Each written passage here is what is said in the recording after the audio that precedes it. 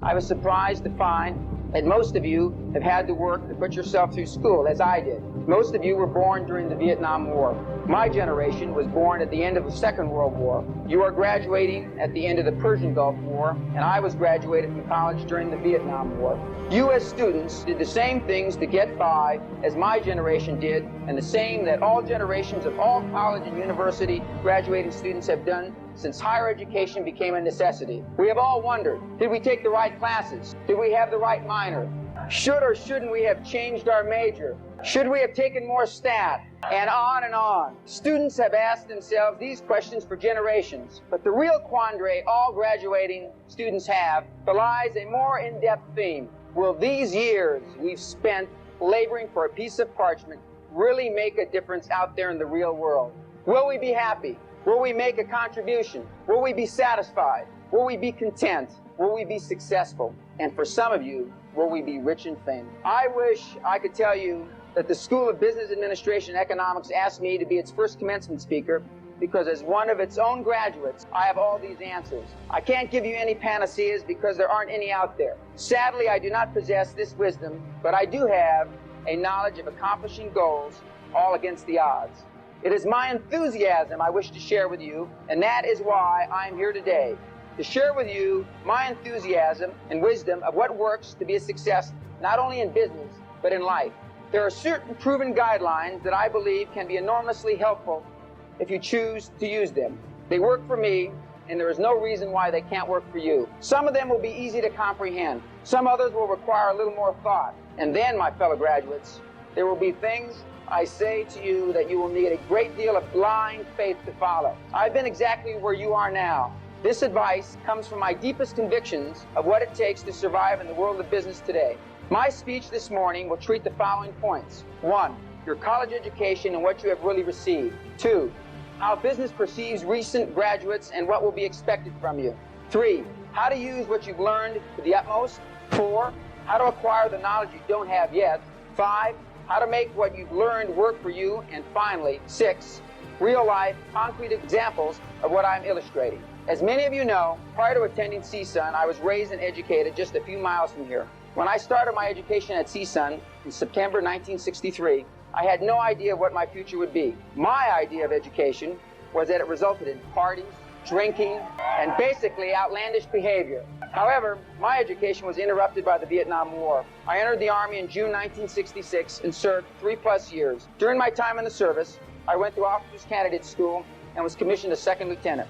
There were many men who served under my command. Some were my age, but most were older. My entire outlook on life changed during this period. I had the responsibility not only for my well-being, but for their well-being as well. It was at this time that I learned to value people's worth, their integrity, and their actions. Therefore, when I returned to CSUN in September 1969, I was no longer an inexperienced youth, but someone who knew what he wanted from life.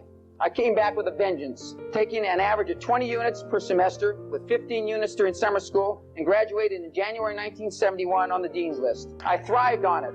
I saw my professors as my equals, men and women who were there to assist me with my goals. I took many of the same classes as you did, and yes, some of the same professors, Shirley Teeter, Saul Buckhalter, Joe Buchwald, Fidel Zuela, remember me well. Now let us look at what you have received from CSUN, and more importantly, the advantages I believe you have over your competition from other recent university graduates. You're receiving your degree from a good school with a fine reputation. In certain disciplines, you have national recognition. You have had good to outstanding instruction in many subjects. Except for a few of the top business schools in the country, you will be perceived to be on equal or better footing than those with whom you will be competing for jobs or new positions within the company where you already work.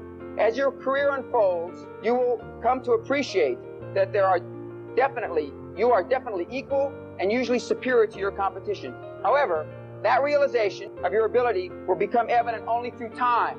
Thus far, we have established that you are intellectually equal to or slightly better than a majority of those you will be going head-to-head with in the real world. Some of your superiority has resulted from the fact that you worked in business while attending CSUN, or you graduated with distinction. Bravo. But whatever the reason for your business edge, take it and make it work for you.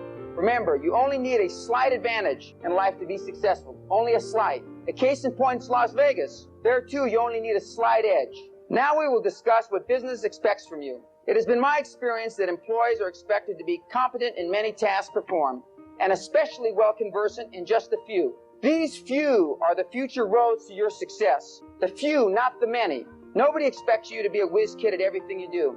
But most seasoned managers expect to promote people that excel at something in particular. That is not to say that being the best in statistics won't get you put into personnel. But management looks for trends of excellence that they can fit into their corporate structure, their corporate strategy, not yours. How to achieve this level of excellence in a given endeavor is the question you must answer. Corporate America wants you to make their system better. Capitalism does work. Remember that. It is not likely that you will devise a better system than our forefathers. So stick with it and make it happen within the system. Let us examine what we have learned here at CSUN. It is only now, 20 years later, that I appreciate why you are given a bit of many individual disciplines within the School of Business Administration and Economics. Albeit, some of the courses are less than exciting.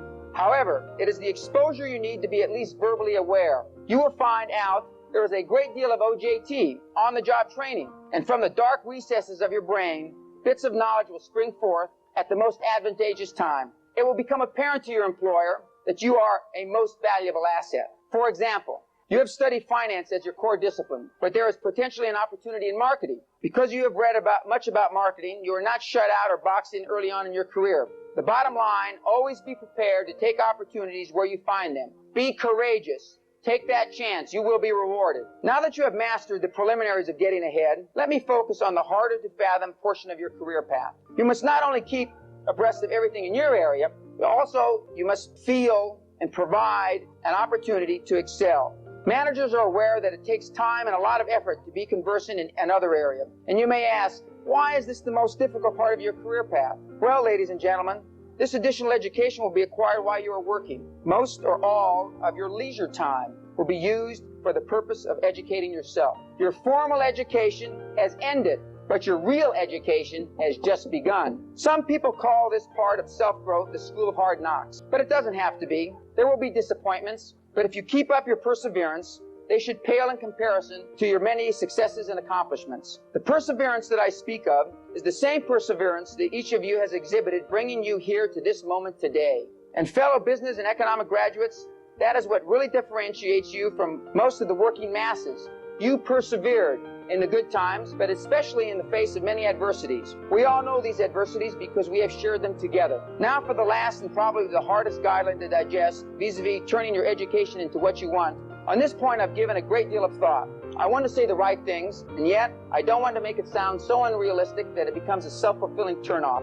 Making a success out of yourself, whatever that means to each and every one of you, is about commitment. Commitment to yourself and to your loved ones. It's about all the corny things that we have heard since we were children. It's about great men and women since the beginning of time. People such as Joan of Arc, Abraham Lincoln, Golda Meir, Martin Luther King, and Margaret Thatcher. All of these men and women had one thing in common. These were people who chose to be committed to a principle, such as Abraham Lincoln, the freeing of the slaves, Golda Meir, the bringing together of the Middle East with a newly formed nation of Israel, Martin Luther King, equal rights for all, and Margaret Thatcher, a new British economy. But we don't have to look for examples of commitment on a national or worldwide basis. We can look right here at CSUN and our own School of Business Administration and Economics. We can look right here at the podium. We can look at President Cleary as a man of commitment. When I returned from my military service to CSUN in September 1969, Dr. Cleary had just assumed his new position. I know how this school has changed for the better in countless ways. Without the commitment of purpose shown by Dr. Cleary and many of his staff,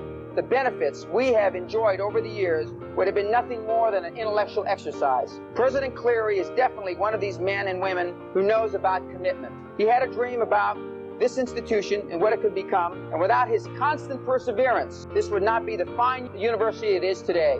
It goes further to the present dean, Dean Hosick, and the deans of past, some of whom I've known personally. And they all had their dreams of what might be, and some of those dreams have come true, and some will come true in the not-too-distant future. I speak notably of our soon-to-be constructed School of Business Administration and Economics. Do you think it was easy to get this concept, let alone the dollar amount, through all the committees and budgetary process and legislation? It took commitment to an idea, an iron-willed perseverance for many, many years. Now to the theme which is very important to me. That is commitment in oneself and to another human being. Most people would automatically think of one's spouse, parent, or child. But I'm speaking about a different kind of bonding commitment that transcends marriage and parenthood. In my life, I've been extremely fortunate. I met a professor here at CSUN who at the time was Associate Dean, who believed in me at a time when not many did. He allowed me to take up to 26 units a semester when everyone else advised me not to. I take this opportunity to thank Dr. Jim Bennett. You're a man committed to the system of education and to its students. And then there was a man who actually could see my dream. His name was Charlie Soliday. Together we dreamed of a natural resources company, and that company exists today. He and I went against all the odds, but he believed in me.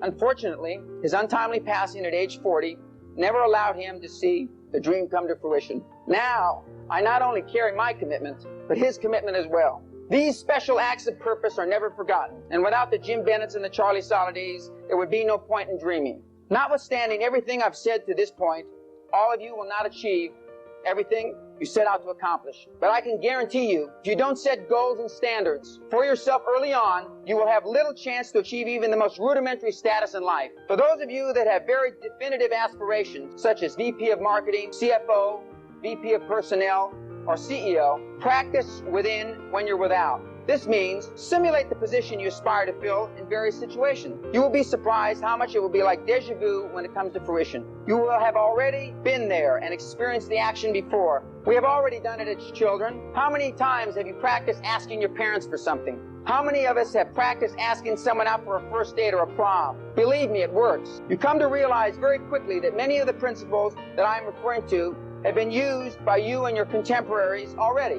I'm not suggesting you reinvent the wheel. I'm suggesting that you expand your horizons and use these already proven principles that have worked for many, myself included. Of these principles, two of the most difficult yet extremely effective to grasp are act as if you had no limits to your abilities, and perhaps the most notable thing I'll say today, you must act with great enthusiasm in everything you do. If you think back, you'll be able to think of situations where the person who exhibited the can-do, positive and enthusiastic attitude got the nod or opportunity. And fellow graduates, what you will come to realize early on in your career is all you need or want is the opportunity to excel. Just the opportunity, and the rest will take its natural course. How many times have you wished you had done something but didn't, then wished you had? Virtually all of us have experienced this. If you merely reduce such occurrences, your career goals will be enhanced. Now I will relate an example that exhibits these concepts, an example that is real and understandable about myself and the natural resources company I co-founded 9 years ago, of which I am still chairman and CEO, the other two co-founders who were part of my dream team, and how we reacted in our first 5 years of existence, which happened to be the most devastating period for energy companies in 50 years. Let me put the situation in perspective. After the second oil embargo in 1979, oil prices rose to $40 a barrel. In the early 80s, then plummeted to $8 a barrel by mid-1986. Our company was founded on Friday, July 13th, 1982, with $820, a phone, and a leased fax machine. None of us had any real oil or energy experience to speak of, least of all me. Now it's 1987, and I am being interviewed by a London-based newspaper, and I was asked how in the most trying period the energy business has ever known, 1982 to 1987, called by some a 5-year depression, did Great Western Resources Incorporated become the fastest growing natural resource company in the United States with assets of near $300 million. I thought for a microsecond and fired back with as much enthusiasm as I could. We always act as if we had no limits to our abilities, and we decided not to participate in the energy depression. I told him it didn't hurt us not knowing it was the worst of times because we had no experience, bad or good. But more importantly, we always simulated positive occurrences. We would have been surprised if we hadn't succeeded. The reporter looked stunned and went on to the next question. I tell you this story not to make light of all the tremendous hard work that it takes to become successful and fulfilled. It is not easy, but it is attainable if you have the real desire to get down and roll up your sleeves. It's like raising children. If you have the true grit to stick with it, especially during adversity, and are willing to go the extra mile in a positive and enthusiastic manner, you'll make it. I guarantee it. Another example of what I've illustrated this morning was to have a dream. I have dreamed many times of being here today, of giving this commencement speech. I believe it's because I had something that needed to be shared with you. It's my way of saying thank you, CSUN. for all that you've done. And also, I hope someday I would have an opportunity to help lay out a framework for the future for graduating students. Everything I've discussed today really works. It's not theory or rhetoric. Notwithstanding, I've told you to have faith in some instances. It is not faith you will be rewarded in the afterlife. It is faith that will be rewarded in this life. And that's why you went to college in the first place. There is no doubt in my mind, and there should be none in yours. We have shared experiences others cannot duplicate. Remember, we are one, we are the same. We are CSUN graduates of the School of Business Administration and Economics. It is a basis for which you can build your own recipe for success. It has given me great pride and satisfaction to be with you this morning, to be here this morning as your first commencement speaker for the School of Business Administration and Economics. In closing, I'd like to read something that was written to me by my father long before I attended CSUN. The future is yours. Approach it with honesty and ambition, with a will to fight for the rights of mankind. Always balance the rights of mankind with the rights of society. Have faith in yourself and faith in people. For if you trust no one, you cannot trust yourself.